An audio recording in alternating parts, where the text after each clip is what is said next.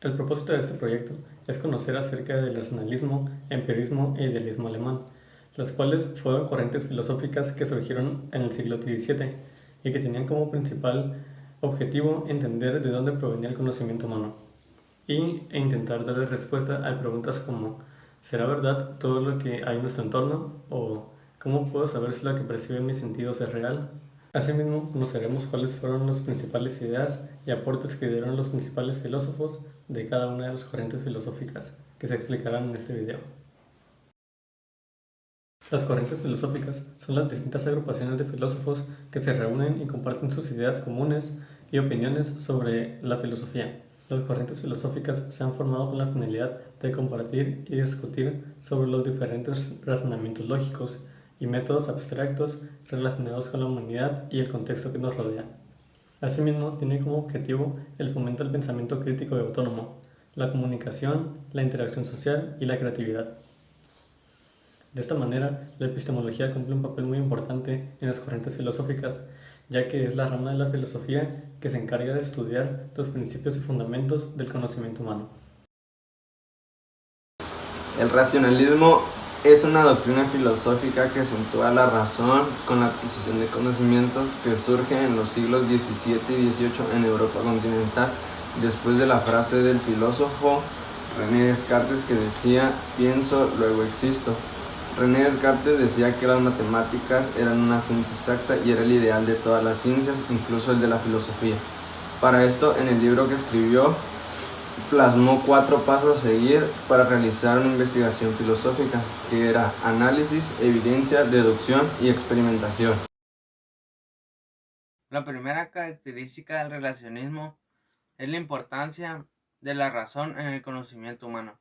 Otra también sería todo conocimiento que posee un individuo está basado en su propia razón. Otra sería que todos los individuos poseen ideas innatas. Y también se cree que a través de la razón podemos llegar a una verdad absoluta. Otra sería que puede prevalecerse de la fe en la razón. Y otra sería que la razón no tiene límites y con ella podemos llegar muy lejos. Otras características del racionalismo son para el filósofo René Descartes, la creencia en Dios era una idea innata. También para los filósofos del racionalismo se basaban en la matemática y la geometría, ya que en esta se encontraba siempre la razón. El idealismo alemán es una escuela filosófica que surgió en Alemania a finales del siglo XVIII y a principios del siglo XIX. Esta escuela estudiaba dos principales cosas, el fenómeno y el neunómeno. El fenómeno es el objeto que estudia las cosas, se puede decir que los sentidos y la inteligencia. Y el neunómeno es la parte que estudia la cosa en sí, lo que es en sí.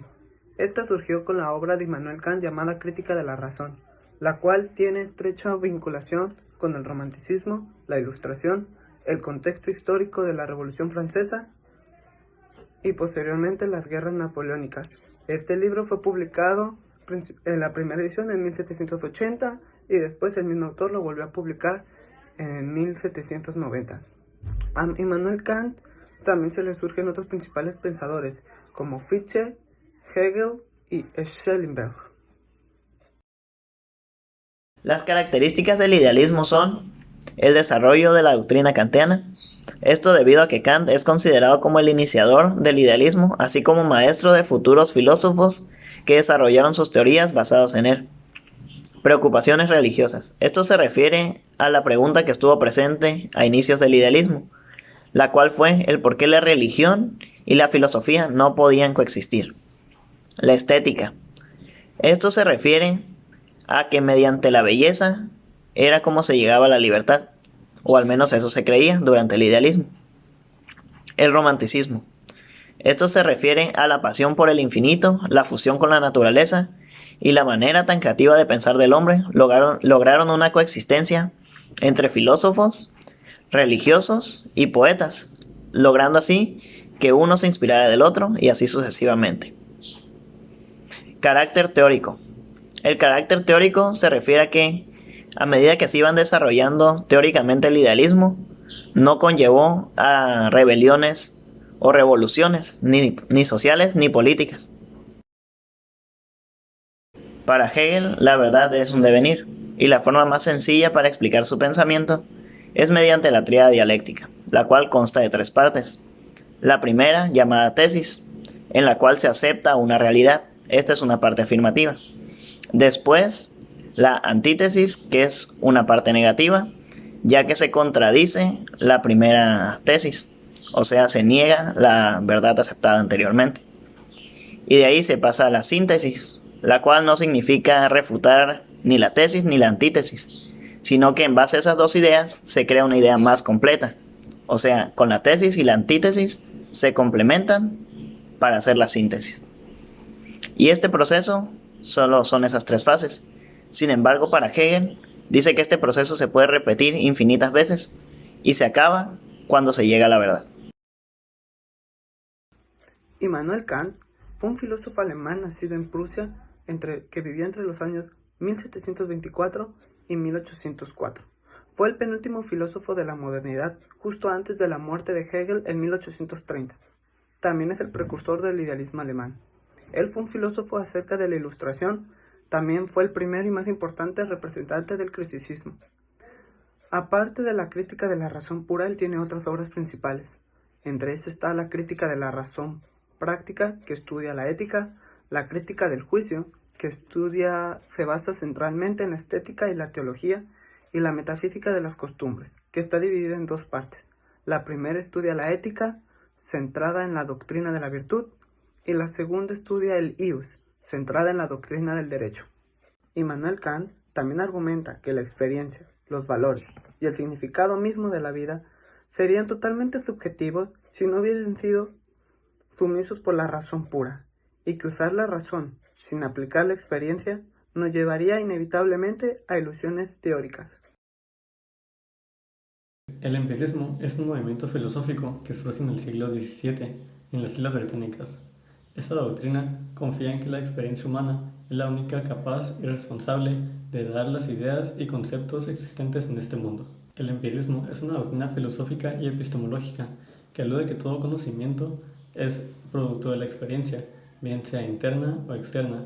Es por eso que se le caracteriza principalmente por la obtención del conocimiento a través de los sentidos.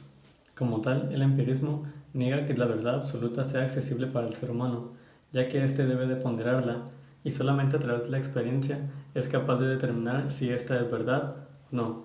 De lo contrario, éste debe de corregirla o descartarla. El conocimiento empírico es todo lo que se sabe sin la necesidad de poseer un conocimiento científico. Por ejemplo, sabemos que el fuego quema, ya que tal vez nosotros o alguna otra persona vivió la experiencia de quemarse. Algunas de las principales características del empirismo son las siguientes. Como número 1, tenemos que el empirismo niega cualquier conocimiento o principio innato. Esto hace referencia a su oposición contra el racionalismo, ya que el racionalismo se basa en que el conocimiento proviene de la razón y no de la experiencia. Como segunda característica del empirismo, tenemos que todo el conocimiento proviene únicamente de los sentidos, o sea, la experiencia. Por ejemplo, cuando nacemos, nuestra mente no tiene ninguna idea. Por ejemplo, cuando vamos creciendo, todas las experiencias y momentos que hemos vivido nos han llevado a hacer y a conocer lo que sabemos hasta ahora. Por ejemplo, cuando éramos bebés no teníamos ninguna idea. Así tuvimos que ir prestando atención a nuestro entorno y haciendo uso de nuestros sentidos es que podemos llegar a conocer lo que sabemos ahora. La tercera característica hace referencia a que nuestro conocimiento es limitado, parcial e imperfecto, ya que no podemos vivir todas las experiencias que han vivido todas las demás personas. Por ejemplo, mi vida ha sido muy diferente a la de mi hermano, y a él le han sucedido cosas diferentes y a mí otras. Por eso no podemos saber o tener los conocimientos mismos que todas las personas tienen. La cuarta característica del empirismo es que nuestra mente es como una hoja en blanco. Como ya lo había mencionado en las primeras características, el empirismo hace referencia a que nuestra mente es como una pizarra en blanco cuando nacemos y que se va llenando con todos los conocimientos que van ocurriendo a través de la experiencia, a través de nuestros sentidos, conforme va pasando en nuestra vida. La quinta característica del empirismo es que niega todo lo suprasensible.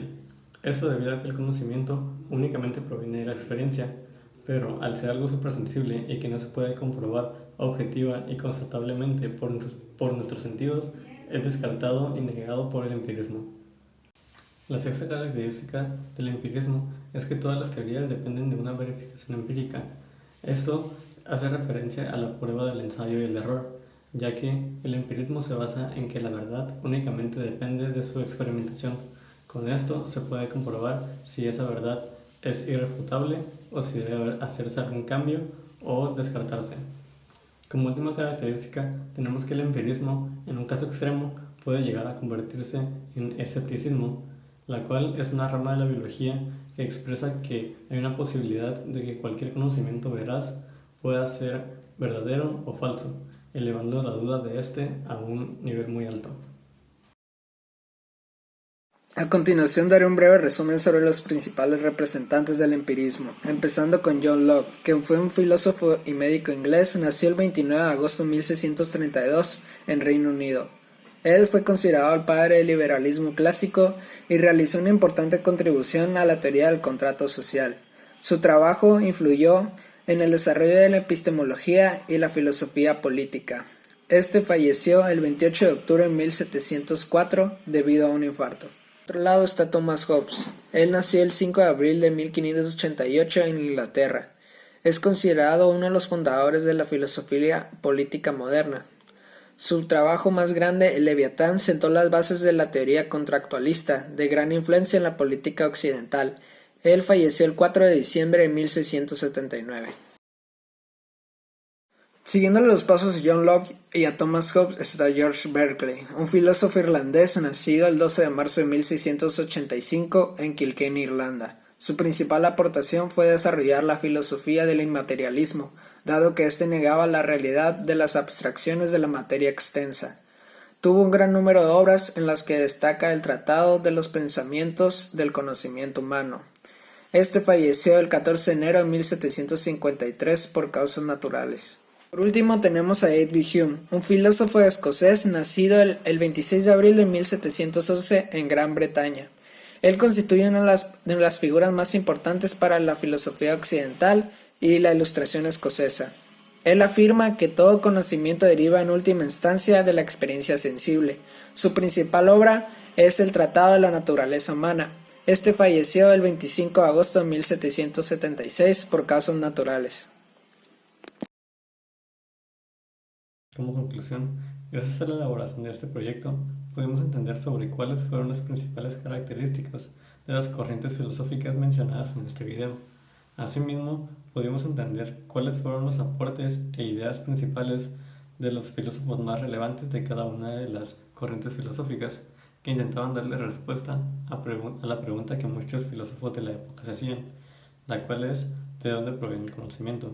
Como conclusión personal, opino que tanto el pensamiento racionalista, empirista e idealista son indispensables para el conocimiento del ser humano, ya que la razón se complementa de la experimentación y asimismo de un pensamiento ideal. Muchas gracias por ver este video.